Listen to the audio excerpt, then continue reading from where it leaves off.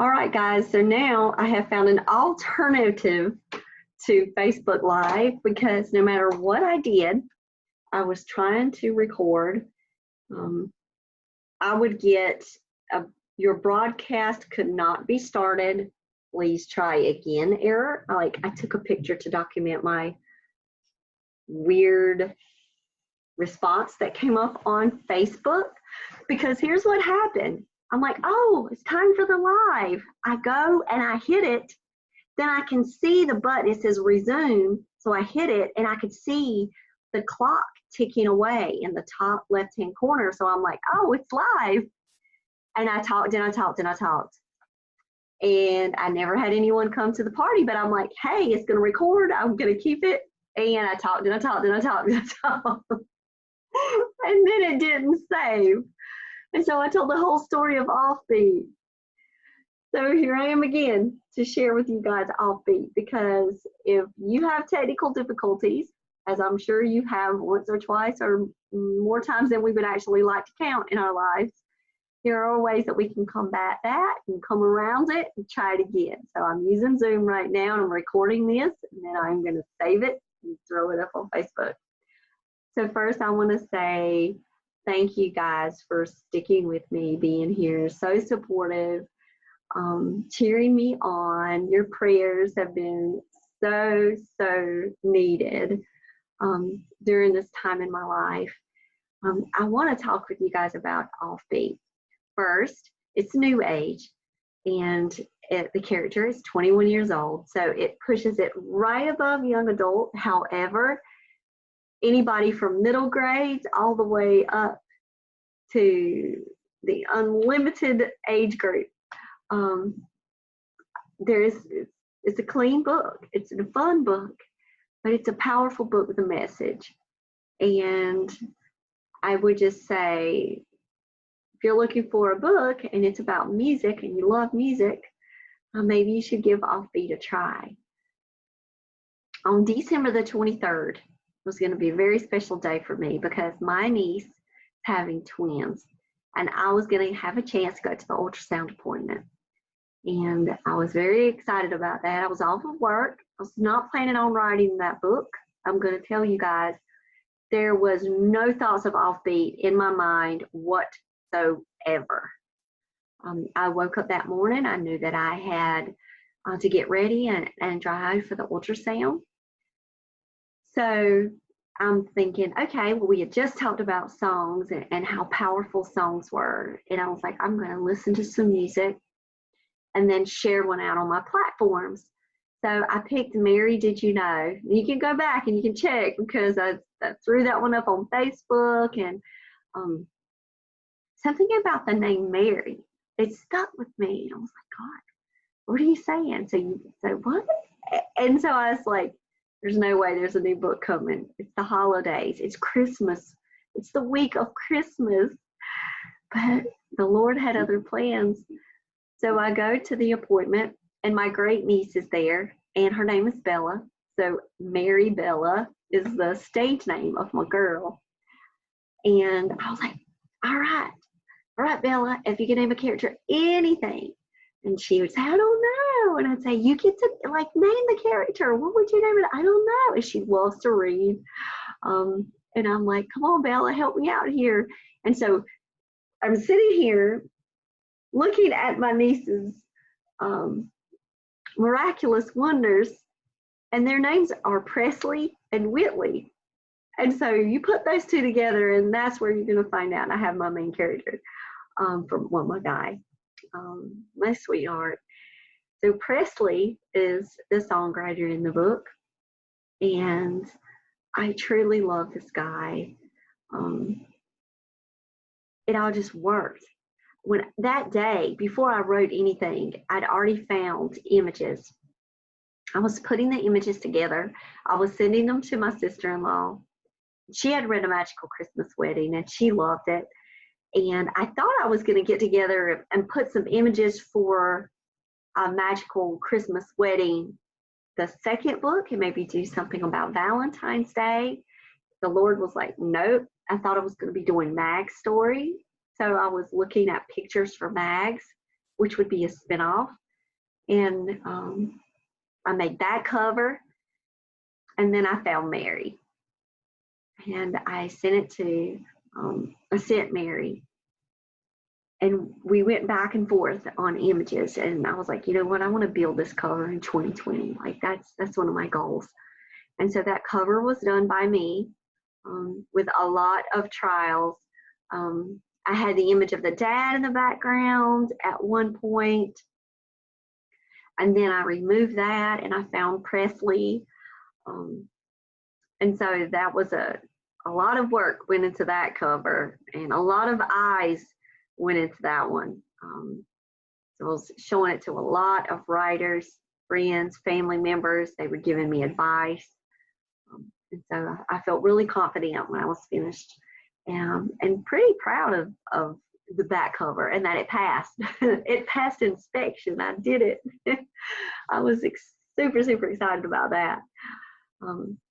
But when I sat down to write, you know, guys, I don't plan anything, but I will tell you what the Lord gave me day one. He gave me the names, and he gave me a song. And when he gave me this song, I was thinking, well, that would be great at the very end, like as the credits are rolling, and that could be a soundtrack song. And I wrote a piece of the song, and I was like, this is beautiful. Like, this is the best song I've ever had, like, crossed my heart. And I just loved it. And then it started coming together while I was writing when the song needed to be placed in the book. And it's not at the end, smack in the middle. Just perfect timing. And I already had the song written, so I didn't change it. I went back, pulled it up from my notes section on my phone, and just went right back in and added that song. So now you know how some of that came together. One of my favorite scenes, I had a teacher. Her name was Jennifer Oxendine. She was my third grade teacher at RBD. And she had a bathtub in our classroom. And if anybody from the class of 93 is listening right now, and they had Jennifer with me in third grade.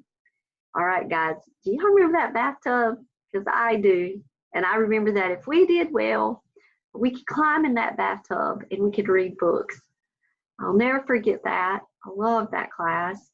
And I will say that I give a special shout out to that wonderful memory of reading into the book. So when you see that, you'll know that that was kind of like a teacher experience. I do love contemporary Christian music. And I also like rock music. I kind of go the spectrum here when it comes to music. So it just hit me about the struggles that artists have, especially when they're so huge.